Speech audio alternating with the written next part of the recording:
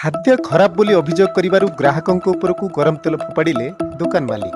फଳରେ ग्राहक जनक गुरुतर अवस्था चिकित्सा ପାଇଁ भर्ती होइछन्ति कटक बड़ मेडिकल रे। घटना घटिछि रविवार जाजपुर जिला बालीचंद्रपुर बजार रे। बालीचंद्रपुर गाँवर प्रसंजित परिडा प्रतिदिन परी बजार को जलखिया करने आसिथिले। दुकान रे प्रस्तुत जलखियार स्वाद और दर उपरे ग्राहक और दुकान मालिकों मध्य जुक्तितर्क होइतिला। आ जुक्तितर्करू झगड़ारे परिणत होइतिला। एथिरे उत्त्यक्त होई दुकान मालिक जनक ग्राहकों उपरकू गरम तेल फोपाड़ी देथिले। फଳରେ ग्राहक प्रसंजित शरीरर अनेक पड़ीजिबारु से गुरुतर होई पड़िथिले। तांकु तुरंत सेठारु कटक बड़ मेडिकल लिया जायतिला।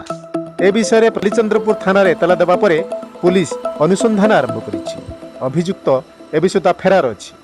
एपरि अमानवीय तथा अभावनीय घटना अंचल में आलोड़न सृष्टि करिछि।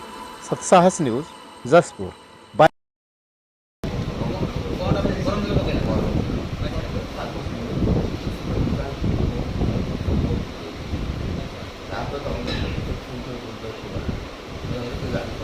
बालीचंद